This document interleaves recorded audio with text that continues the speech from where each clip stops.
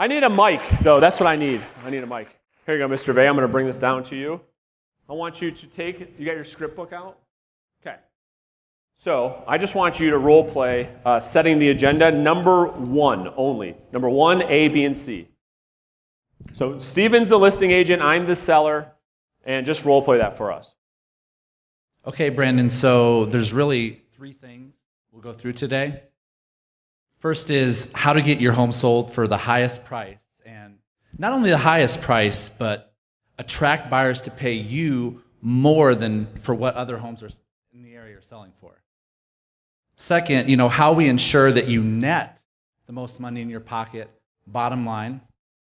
And then third, after we go through my plan of action, we can discuss whether or not it makes sense for us to work together and get your home sold. Does all that sound fair? Beautiful. Give him a round of applause. So it's absolutely, like I said, mission critical that you start off the presentation this way. Marlene, listen, thanks for having me over. There's really 3 things I want to go through with you and your husband tonight. Number 1, I want to walk you through my plan on how I plan to get your home sold for an absolute premium. I'm going to show you my tactics, my strategies on how I get buyers to overpay for homes like yours. Does that make sense so far? Then, after we go through that, I'm going to break down all the numbers so you guys can see exactly how much you're going to walk away with after the sale of the home. And then after our meeting, it's really simple. We can make a decision as to whether or not it makes sense to work together or not. Does that seem reasonable at this time? That is how you start a presentation. This is called an upfront contract. An upfront contract with the seller. That we set this expectation up front. We're both on the same page. I'm lowering the seller's anxiety. They know it's coming. It's a foreshadow. How many of you have any anxiety going through a haunted house? And drop all your egos. How many of you have a little bit of anxiety going through a haunted house? Come on, all these hands should be going up. Why do we have the anxiety going through the haunted house? We don't know what's coming. We don't know when's coming. So let me ask you guys this. If I, with all of you brave souls, said, hey, we're going to this haunted house. However, when we walk in the haunted house, here's what's going to happen. As soon as we walk in, there's going to be this scary guy. He's going to look like Stephen Vey. He's going to jump out at you. And then we're going to go to the next aisle. And we're going to turn down this way. There's going to be a guy who looks like Jason. You know who Jason is? Jason and Freddie. He's going to jump out at you. And I did this throughout the entire thing, and I told you exactly, Kim, what to expect at every single time. Would you still be scared to go through the haunted house? Be less scared, right? There you go. What if I did the same thing, but all the lights were on? So not only did I walk you through the entire thing, Kim, all the lights were on. The haunted house business would go out of business. Would you guys agree? This is what we need to do with sellers. The sellers are anxious. There's 3 big life stresses. 1, death. 2, dealing with divorce. And yes, number 3 is selling a house. All the studies show that is number 3 on the list of human beings' top 3 stresses in their life. It is up to you as a communicator to help lower that anxiety. So at the beginning of the presentation, set the agenda. We put the seller at ease. They know what to expect. And then when we go through that script, it addresses all of those sellers' questions in their mind. Remember the 4 questions? They know exactly what to expect. They're going to get exactly what they want from the presentation, making it easier for them to hire you. Okay? All right. Step number 2. Well, we just went through that. So let's talk about step number 3, discovery. So we get through the setting of the agenda. They say, yes, that's fair. I'm totally on the same page with you. Okay, cool. Let's talk about discovery. So here's where you're going to want to dig deep and really, really understand the seller's goals, their concerns, their fears, their anxieties about selling. Okay, go back to my seller, Marlene. I say, Marlene, let me ask you, when you guys talked about moving, I know you guys are looking to move to Michigan from Hawaii, which is awesome. Not really, but maybe one day. I don't know why you would ever want to do that, but let's pretend you did. What are your biggest concerns with moving? And this is where you want the seller to do all the what? Okay? We have 2 ears, 1 mouth. The greatest gift you have as a salesperson is to what? Is to listen. But we are not very good at it. We love talking. So we want to ask the seller, what are you most concerned about? Well, we're concerned about showings, getting the dog out, getting the house ready, getting the kids out. I get it. Tell me more. Well, we're really concerned that we're not going to get the price that we want. I'm with you. I totally get it. Right? You want them to just spew as much of their concerns out as possible. You're going to learn a lot here. Don't interrupt the seller. Let them get through all of that as much as possible. Okay? Step 4, CMA presentation. My belief is this. My belief is that the CMA presentation, let me go back real quick. Fast. Okay. Checkpoint number 1, I almost missed it. You see that? I knew we missed it. You guys didn't hold me accountable. This is our first checkpoint in the checkpoint system, Lee. So checkpoint number 1, remember I told you there's 5 checkpoints, that if you get through all 5 checkpoints, you can't not get the listing. This is the first one. So after you set that agenda and you say to the seller, hey, at the end of our meeting, Lee, we can then talk about whether or not it makes sense to work together. When the seller says, yes, that's fair. Yes, that's reasonable. Yes, I'm good with that. That's checkpoint 1. You could feel good about where you're at in the presentation, which you should be because it's the very first thing out of your mouth, okay? That's checkpoint number 1. So there are no checkpoints in discovery. Now we're at step number 4, okay? CMA presentation should make up for 50 to 60% of the meeting. This is your greatest opportunity to present yourself as a real expert, all right? I'm going to walk you through the entire thing. Step number 1 in the CMA presentation is what we call selling the home 3 times. Why does a house have to sell 3 times? What's the first time it has to sell? Tell me. Buyer. Who's saying buyer? Yes. Okay. He's like, I said that. Don't worry. I got some more. I got some more. The first time a house has to sell, this is your presentation, okay? I'm giving you the script in a way that you can describe it to a seller. Mr. and Mrs. Seller, when we hit the market, future pace, assume the house has to sell 3 times. You think a seller's ever heard that before? No. They're like, what does he mean? You're creating intrigue. You're creating an emotion. That's what you want. Remember the movie, right? It's not just the script. So they say, what are you talking about? They start to scoot off, to get a little closer to you. You're like, all right, I got him now. Let's hook him in. So what you want to do here is you want to explain to them. It's got to sell 3 times. Number 1, we've got to get the house on the market. We've got to find a buyer. That's sale number 1. What's sale number 2? Look at all of them now. There you go. Jeez. All right. You got to get through an inspection. We got to sell this house to an inspector. And then what's sale number 3? Boom. I knew it. The appraisal. So these are all 3. Good. You guys are good students. Good job. These are all 3 massive milestones that we have to explain to the seller to help lower their what? Their anxiety. Say, wow, that makes sense. No one's ever explained it to me this way. When they say that to you, you're like, okay, I'm on track. This is working. That's step number 1 of the CMA presentation.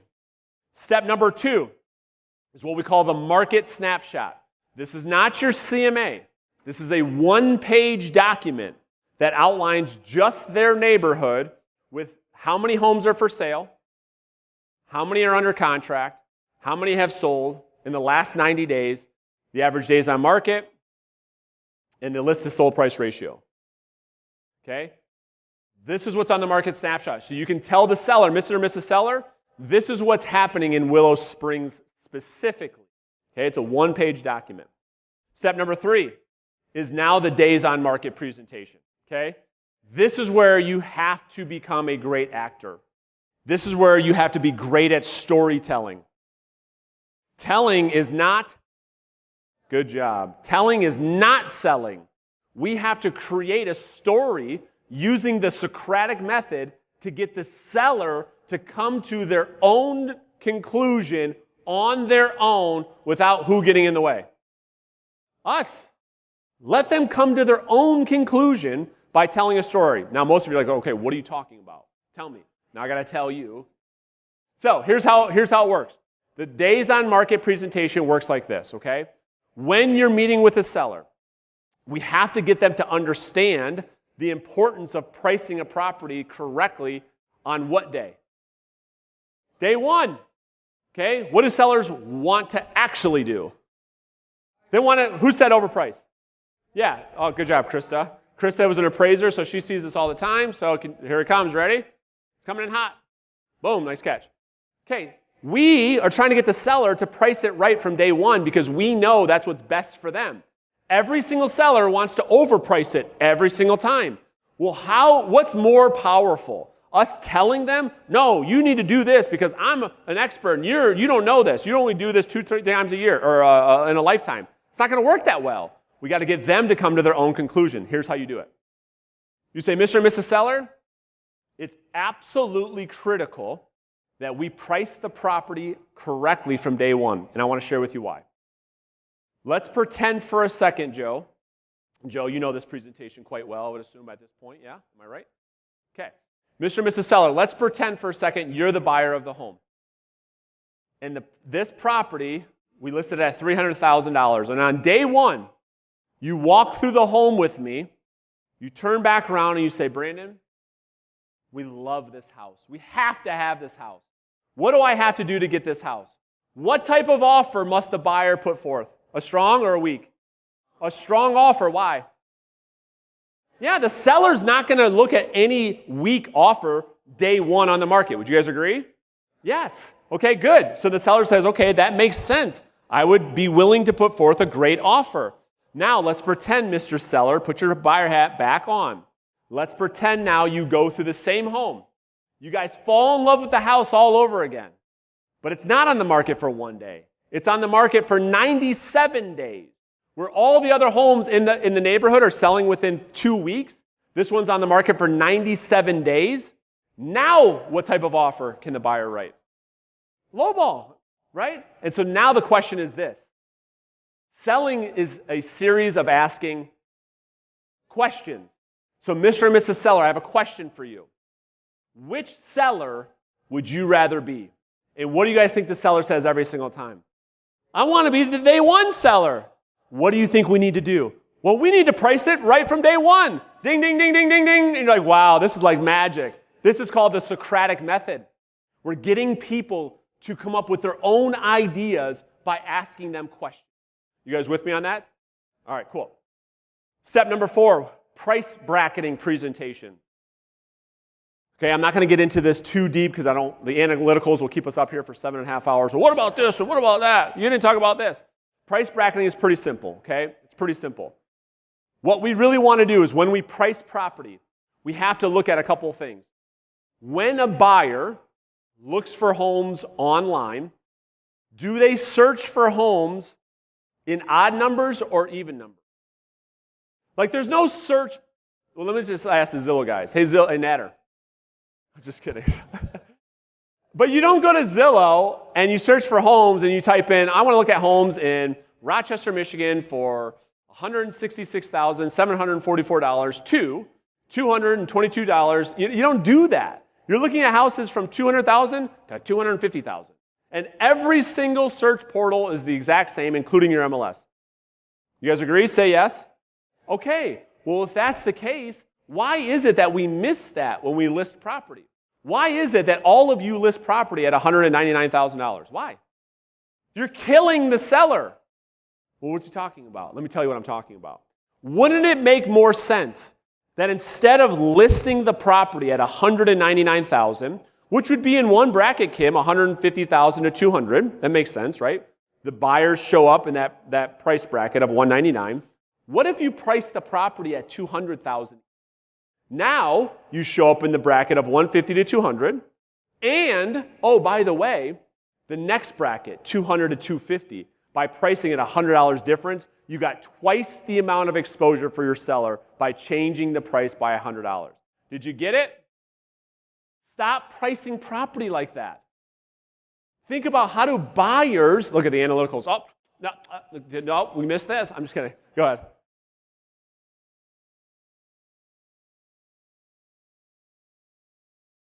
Yeah, so you nailed it. So here are the brackets. Great question. So that was just an example. Here are the actual brackets. 25, 50, 75, 100. Those are the major brackets that you focus on, to your point.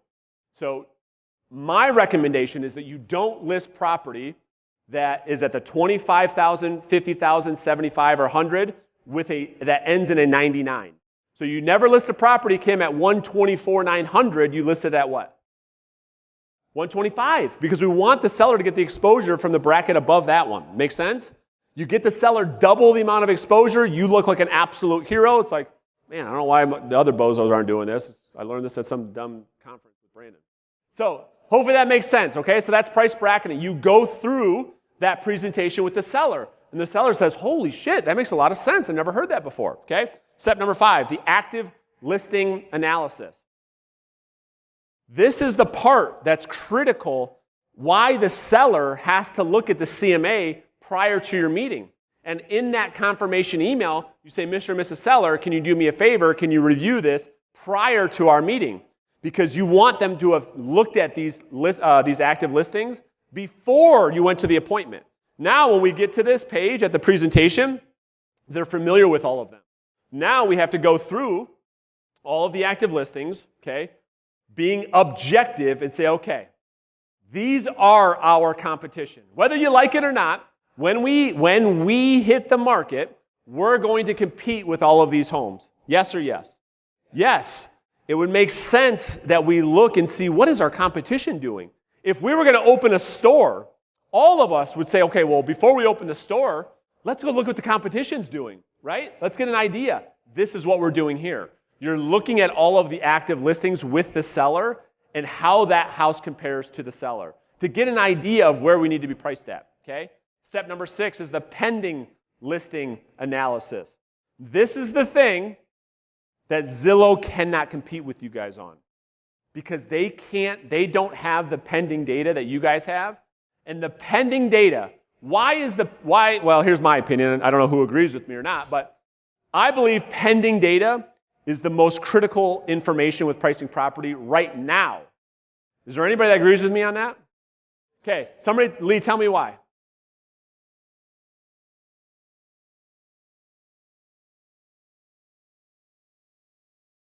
Good job. So what he said, and I'll tell you essentially what he said. He said, it's the only data that we have right now in real time that tells us 2 things. What buyers are willing to pay and what sellers are willing to take right now. Actives they don't do that, does it? That only tells us how much the sellers are asking for, not what they're willing to take. Is it often that sellers ask one price and accept another price? All the time, right? Sold data, historical data, that's in the past. The pending data, in my opinion, right now, gives us the best opportunity to price property. Okay, yes.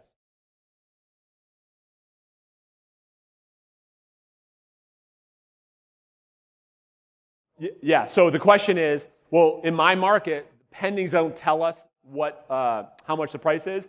It's not like that here either. You can't tell. All we can tell on that pending data is what their asking price was, how long it took them to get an offer. That's what we're really looking at. We're making some assumptions there. But we know if a house went pending in 2 or 3 days at X asking price, it's likely that they got close to that asking price. So we look at, with the seller, we say, okay, let's look at this house. Let's look at the photos. Let's look at the location, and let's look at the price. We know the buyers love that. They were like on that like flies on you-know-what, right? So that gives us a lot of great information, okay? All right, step 7 is the sold listing analysis. This is probably how you guys were all taught. So we're just looking at historical data. What is the difference? And Krista, you cannot answer this question. Any appraisers, you cannot answer this.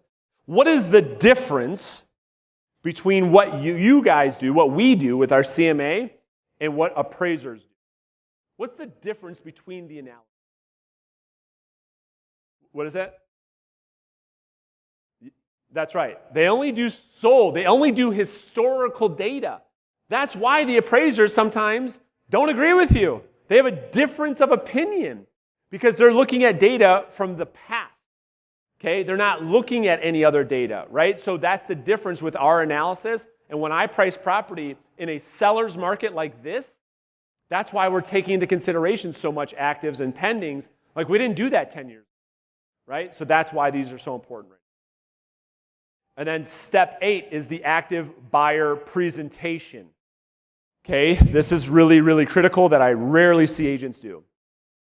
If you have a listing in the area in which you're going to interview to take another listing, you can go into your MLS. How many are familiar with how reverse prospecting works in the MLS?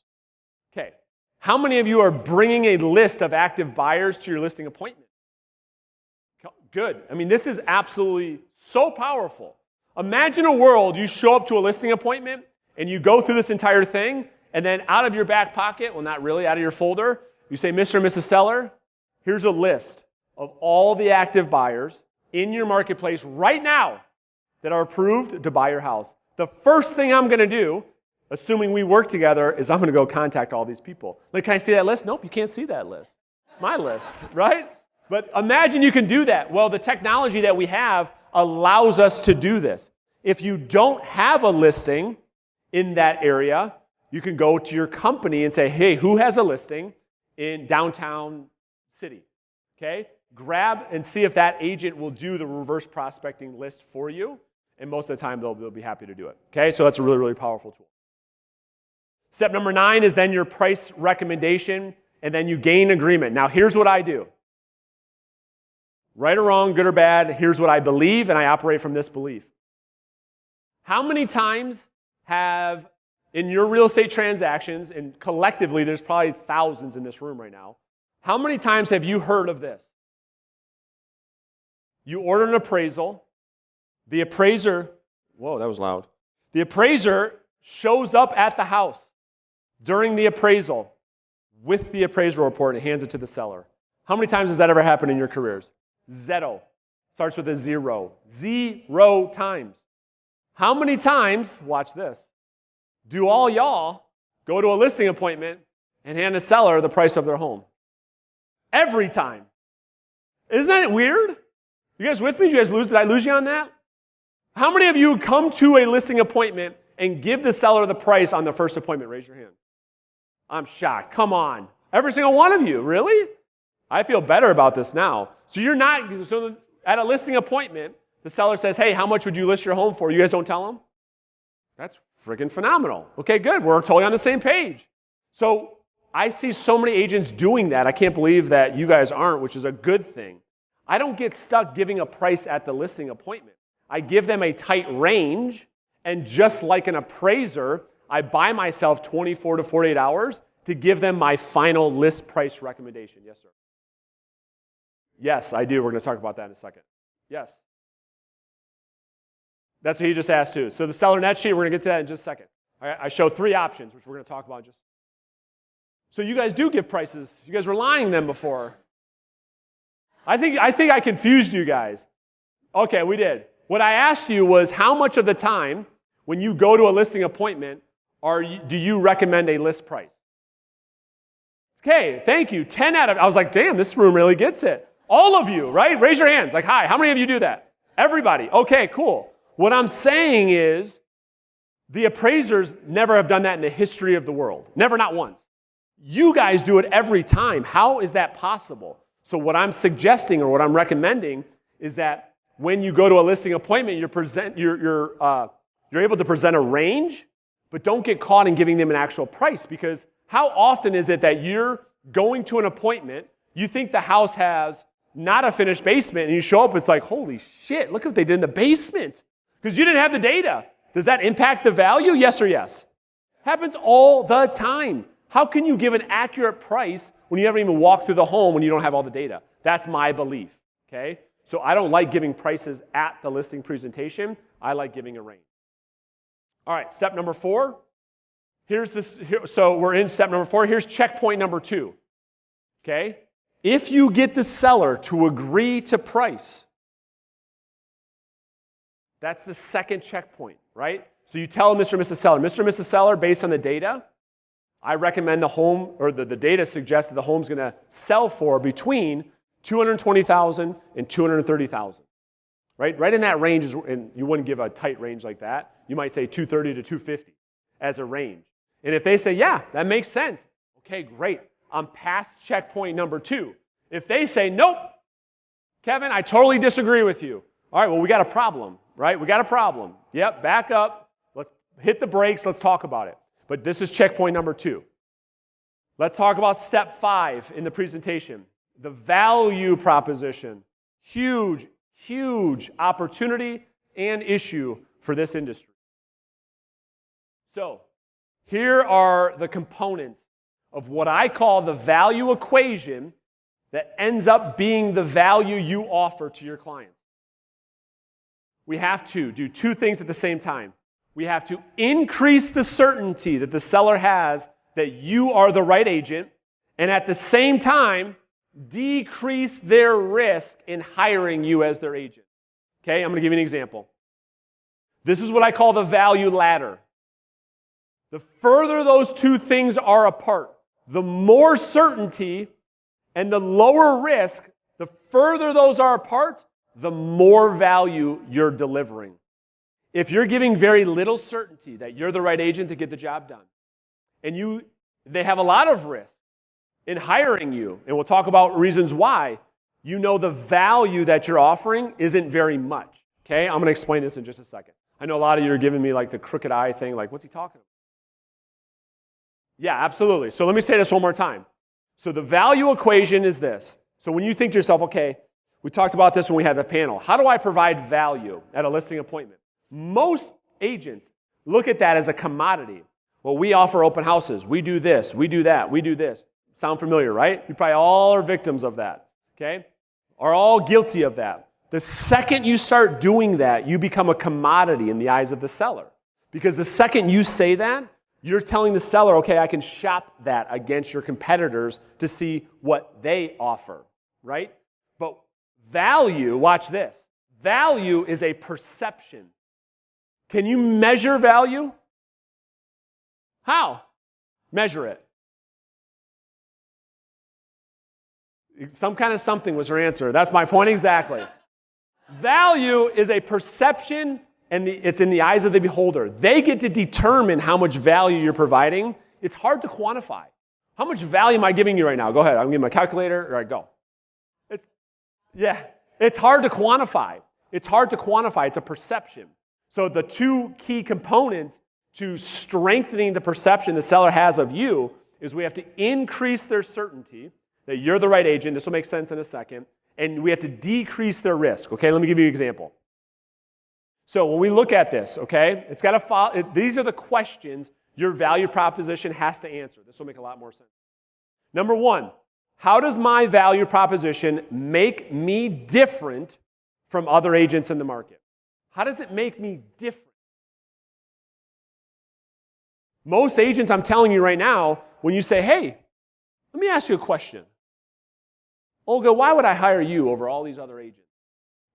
Most agents get real scared of that question. And if they try to answer it, it's something like this. Well, because I give great client service. Do any of you give bad client service? It's not different. That's not a value proposition. Well, I really care about my clients. Do any of you hate your clients? Well, some of you might do, but don't answer that. The point is, most of the time when agents try to explain their value proposition, why I should hire you versus you, what you tell me, right, doesn't create that certainty. It doesn't decrease the risk. Why? Because question number one says, how does it make you different from her? If you tell me the same thing she tells me, there's no value. You with me? Question number two, how does my value proposition increase that perceived value, okay, that I'm the right person for them to hire? Number three, how does my value proposition decrease their perceived risk that the seller may have when hiring me? When I say that to you guys, and you asking, what does he mean when he's saying that? What is the risk a seller has in hiring a realtor?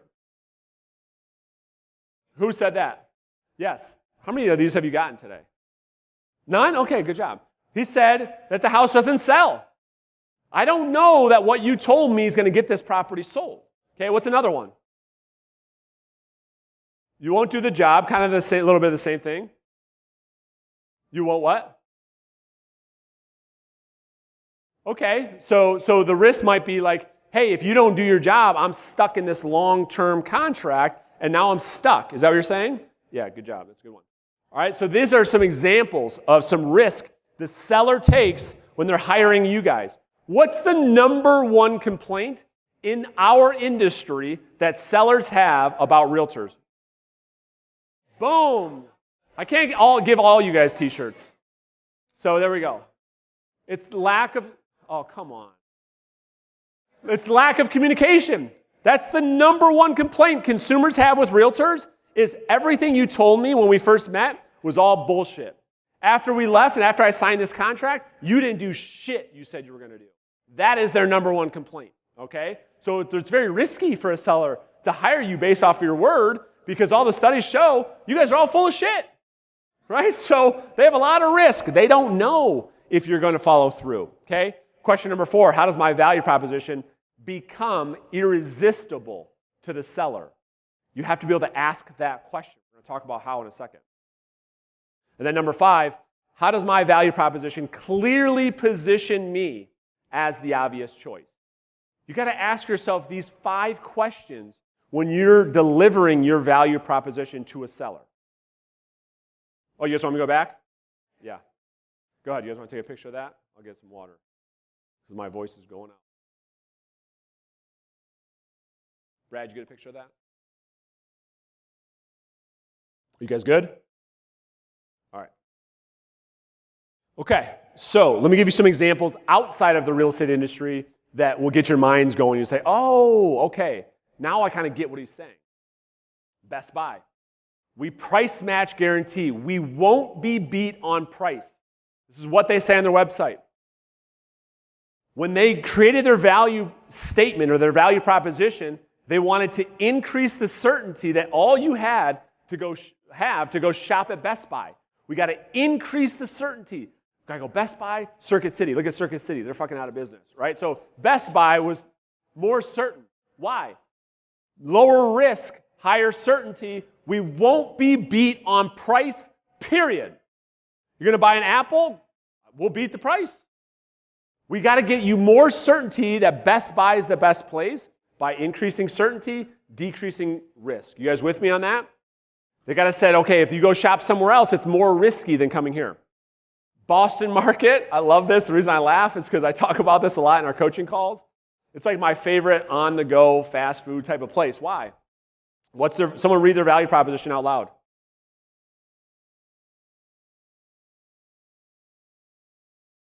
Beautiful value proposition. Oh, that was a bad throw. So that's why I like Boston market so much. Our chicken is free from hormones. Awesome, I love it.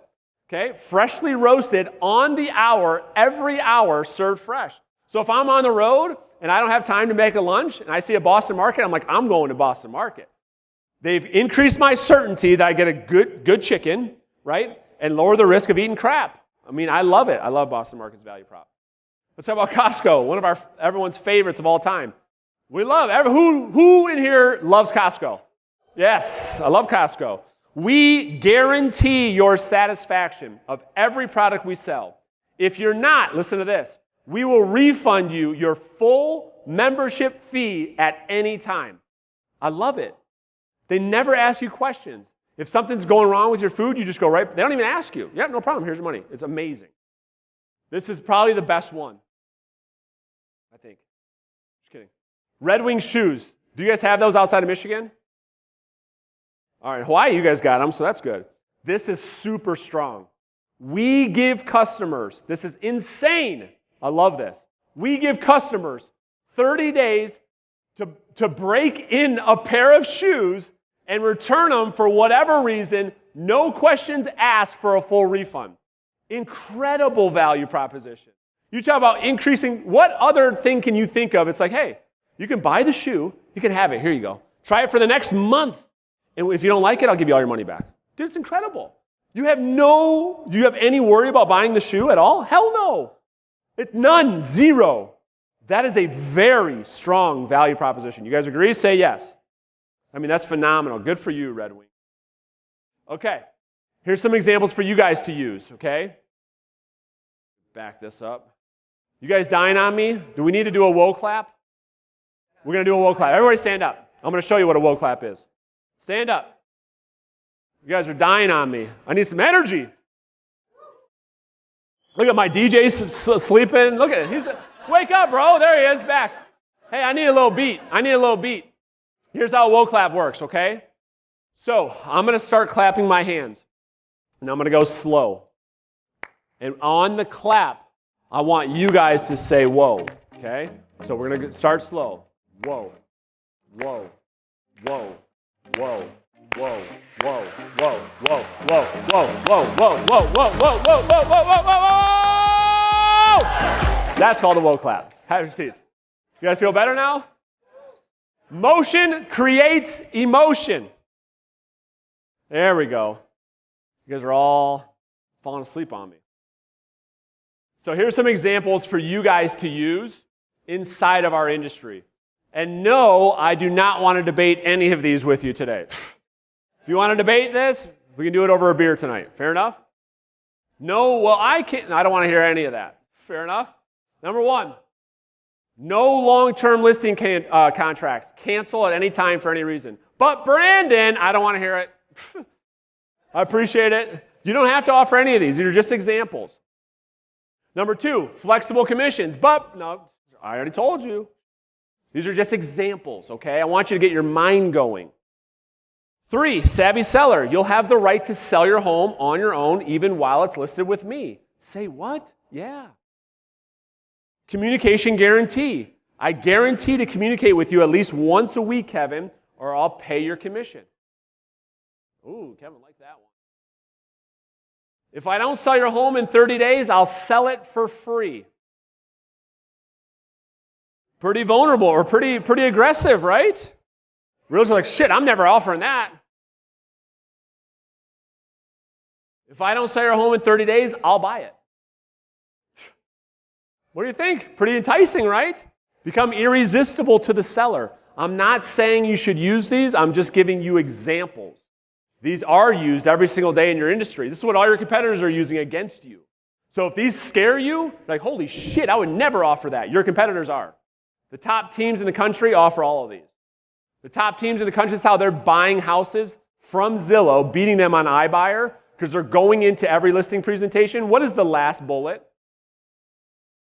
It's an iBuyer. So all of you that want to, they're like, what is he talking about? You guys, listen. The bottom one here is, this is how these people are offering this. This is how we've been doing this for almost 2 decades. We go to a listing appointment, Marlene, this is how we do it. And we say, hey, we're going to give you 2 prices. We're going to give you the price that we're willing to pay today, wholesale, and we'll give you a list price for retail. You get to decide. At any time you're done with this, we'll give you this price. That's how that works, right? So anyway, that's a whole nother seminar on that strategy. But my point is this. What value are you giving the seller? Is it compelling enough to get them to react the way you guys reacted in this seminar? Like, whoo, you do what? You're willing to do that? That's what you want the seller to say. Yes, I am.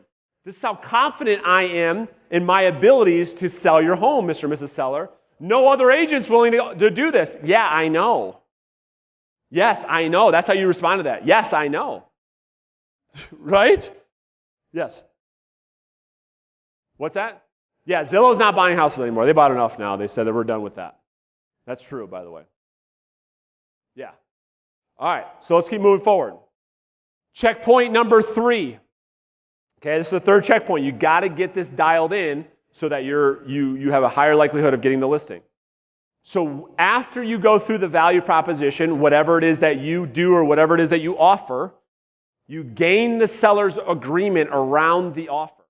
Okay, so whatever you offer them, you say, Mr. and Mrs. Seller, based on everything we just talked about, does all of that seem reasonable? Does all of that seem fair to you? Well, yes, Brandon, that's phenomenal. Okay, beautiful. Any questions so far? Nope. They say, nope, we're good to go. Oh, and you're like, okay, I'm through checkpoint number 3. You're almost there, okay? So let's keep rocking and rolling. Step number 6, here's the net sheet for all my analyticals. What about the net sheet, Brandon? You didn't talk about that. I got you right now. Okay, bring net sheets to a listing appointment. That's why you're there. It'd be like, Carrie Milner, it'd be like you going to give an insurance quote, but you never give the quote. It's like, isn't that what we're here to do? You're like, well, yeah, but I didn't bring the quote with me. Like, what do you mean? Like an insurance agent goes to a meeting to quote you on a new homeowner's policy with a new premium, and the homeowner's agent doesn't bring the premium. That's what you guys do when you don't bring the net sheet to a listing appointment. You get it? Okay. Here's how this goes. Well, I just talked about that. Okay? Present 3 options. Okay? You want to give 3 options. You want to give, and here's what you want to include. Let me go back, whoops. The high price, a price that you think is high, it's most likely the seller's price. the price that it's most likely going to sell for, Stephen, this is your price, and then a low price, okay? You want to show them all three on the net sheet. And then you also want to include all the costs of selling a home. The mortgage payoff, the title premium, the title cost, the transfer tax, real estate commissions, and we're not going to include tax prorations, and I'm going to tell you why. I like to create a real worst case scenario situation at the listing presentation and gain agreement around the worst numbers happening. Because if I present you with the worst case scenario numbers and you can live with those numbers, like I'm in business. Not only can I set a great expectation, I can sleep peacefully at night, knowing that, okay, I'm in good shape here because I didn't even include tax prorations. Who in here can explain tax prorations? Nobody. Okay, I'm just kidding. Yeah. All it is a repayment of the you guys are so funny. Oh, we might need to do some contracts class or something. All right, so tax prorations, right? It's like taxes they get paid back on the home that they've already paid by the buyer. I like to leave that off because when I present that real seller net sheet a day before closing, hint, hint, show your clients the seller proceeds a day before closing so you don't walk into any fires. Then they see the refund of the taxes. They're like, holy shit, this is more than you told me at the listing appointment. Now you're an absolute hero instead of the other way around, right? Okay, so leave this off so that you can present an actual worst case scenario number. And here's the deal. Here's what you do, okay? This is the next checkpoint. This is vital. So after you present the numbers, you circle the net number in the middle, the one that you think is most likely. And you look the seller directly in the eyes, circle the number, and you say, Mr. Vey, Mrs. Vey. I had to. There you go, thank you. Can you guys live with this number knowing it's worst case? And you don't say a word until they answer. And if they say, this is how it goes, ready? You say, Mr. and Mrs. Seller, can you live with this number, worst case scenario? They look at each other and they go, yeah, you can live with that. You're like, bingo, bango. That's what you want, okay? And this is the next checkpoint. Checkpoint number 4. When you gain their agreement around how much their home sold is going to sell for, you already talked about that, right? You gained agreement around all of the terms of the agreement. Now you've gained their agreement on what they're going to put in their pocket. Worst case scenario, you're through 4 of the 5 checkpoints, okay? Let's get into step number 7, the plan of action. So now, Mr. and Mrs. Seller, I'd like to walk you through what happens next.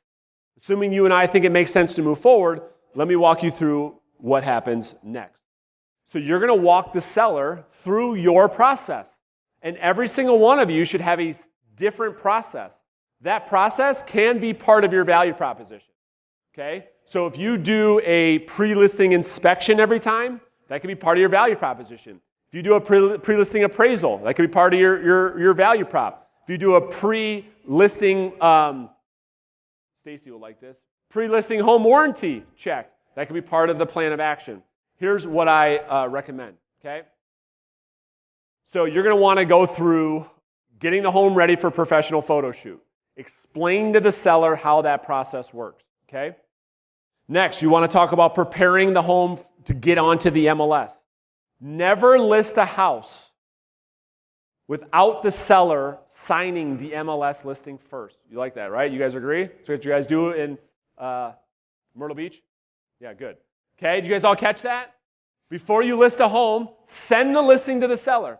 Mr. and Mrs. Seller, review the listing. Let me know if there's any changes that need to be made. This is an operational thing. Get them to sign off on it. You with me on that? Then you don't have to run this mistake. You list it. Brandon, we have a problem.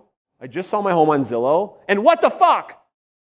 We have a finished basement. I was like, oh, Jesus, you know? So you get out of that. So you got to get the listing to them. Okay, you guys all know it's true. Sellers are yellers, right? You all heard that before. So get the listing to the seller. Okay? Next. So you want to walk them through what does it mean going live on the market? What's going to occur? Explain to the seller what's going to happen. Then you want to get your showing schedule and how that showing process works. Walk them through the app. Get them to download the app. Okay? Schedule a showing yourself. Another little operational trick. Schedule the first showing so they can get used to the notification on their phone. They can approve it, decline it. You want to get used to that. Walk them through the offer process. Okay? What are we doing this entire time? We're doing two things are happening. Yes, who said that? Good job. We're lowering anxiety, and what's the second thing? Increasing confidence for sure. But we're future pacing. We're assuming the sale. So next, what we're going to do, Mrs. Seller, what we're going to do next is this. Then we're going to do this, and then we're going to do this. I'm giving you a picture. I'm walking you through the haunted house so that you can say, okay, I can visualize. You're not saying this in your mind consciously, but what I'm doing is I'm giving you a picture of what it's like for you and I to work together, right? Before you've agreed to do so, okay? So I'm walking them through the offer process. Here's what's going to happen when we get an offer. Then walk them through the pending process. So once we go under contract, this is what's going to occur. You can walk them through that buyer inspection period, all of that. Walk them through the closing process as well, okay? Checkpoint number 5, huge, huge little trick. I love this a lot. If you get this, you are home freely. If you schedule the date for the photos, it's done. So Mr. and Mrs. Seller, how soon do you think you can get the home ready for photos? Honey, what do you think? I don't know, you're a big pig. So like they go back and forth. They do that, and then they say, about a week. All right, cool. So if we tentatively schedule photos with windowsill, give them a big shout out. There you go. Come on, give them a little bit more love than that. So we tentatively schedule the photo shoot for next Sunday at 3 o'clock. Mr. and Mrs. Seller, will that time work for you tentatively? I'll go ahead and reach out to Brad and his team, make sure that works. Yeah, Brandon, you know what? I think that's going to work. You're like, this is mine. You've already scheduled the photo shoot before they've agreed to do business with you. Yeah, checkpoint, I'll go back for you. Checkpoint 4 is after your, you guys. Yeah, so your net sheet. Right there.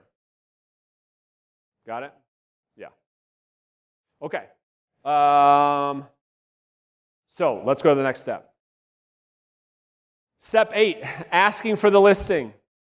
Okay, you get in life what you have the courage to ask for. And remember, if you have a problem closing the sale, it's because you have a problem opening the sale. That's the reason. You missed all 5 checkpoints. But the closing shouldn't be this huge, dramatic thing like, all right, here we go. This is my big closing moment. I'm going to wind up for this pitch. Here we go. And the seller's like, oh my God, what are you doing? Why are you trying to close me? What are you selling here? It should be very, very simple because you went through this entire process. You met all 5 checklists. All right? So, all you have to do is simply use this script. Mr. and Mrs. Seller, you've answered all my questions at this point. I feel 100% confident that I can get the home sold. Do you have any questions for me, or are you ready to get started and put me to work? Okay? Let's all read it together. 1, 2, 3. Mr. and Mrs. Seller, you've answered all my questions at this point. I feel 100% confident that I can get your home sold. Do you have any questions for me, or are you ready to get started and put me to work? That is how we ask for the business. Can't get any more clear than that. Make sense? Okay. So, after you do that, you're going to walk the client through what we call our new seller intake form. All of you should have a part of your process. When you go see a dentist, when you go see a doctor, you got to fill out those damn forms. We don't have to have that many, but trust me, this will help to protect your client experience. Because let's look at what Nina said earlier. If you only had one client, and determining on how you treated that client would determine if your business grew or not, what is the service you're giving your seller? These intake forms will help you guys out a lot, okay? So, this is what you want to get. You want to get, obviously, your contract, your disclosures, your personal property addendum. What is included with the sale? What is not? And don't forget the curtains. Geez, sellers go crazy about the damn curtains. Okay? What is the seller leaving? What goes with the sale of the home? What is excluded from the sale? Okay, next. What do you love, Mr. and Mrs. Seller, about the home that you think other buyers would love? Have them write this up for you. What are we doing here? This is going to help us do what? Write the description, right? Get a list of updates and features. Who knows the house better than the seller? Starts with nobody. Nobody. Nobody knows the home better than the seller. Have the seller tell you, here's all the updates that we've done. We've done the roof, we've done the windows, we've done this. And you just get a huge laundry list of those things. Get the HOA information. Get it up front. Title company, do you like when we get the HOA up front or behind? Yeah, Julie says, now. Get it to me now. Don't wait. Key moment in this seminar, or whatever you want to call what we're doing. Weekly update schedule. Talk to the seller right here. Mr. and Mrs. Seller, one of the things we talked a lot about today is our ability to have open lines of communication, proactive communication. You can expect to hear from me every fill in the blank. You and the seller agree to a phone conversation. If you don't take anything else from this conference, take this away. If you ever have a seller that shoots you a text message or sends you a voicemail and it sounds like this, hey, this is the seller over on Main Street, we're just looking for an update, you failed. And so if you have to look yourself in the eyes and say, holy shit, that happens a lot, you're failing. It happened to me a lot. Because you're not communicating proactively to the seller. You don't have a system. You haven't set expectation. The seller doesn't know when they can expect to hear from you. Who is that on? Yeah, it's on us. That's our fault. We own the communication. They are the employer. You are the what? Employee. Okay? You owe them communication. Okay? And then you want to confirm the next steps. In most cases, it's going to be photos. Okay? So, a couple key points, takeaway in the listing appointment process. Master one part of this at a time. I just threw a whole bunch of stuff at you. Don't leave this conference and say, all right, let me go practice all 19 steps. No, do one thing at a time. Okay? Master that CMA presentation. I would put that at the top of your priority list and get really, really good at being able to present that CMA. Number two, which you guys all hate, record your listing presentation on video at least once a month. Because here's some hard truth. Can you guys take it? I bet you guys can. Here's real hard truth. If we brought most of you up here on stage and we put a camera on you and you role-played your listing presentation and you look back and you watched it, would you be proud? Be pretty tough.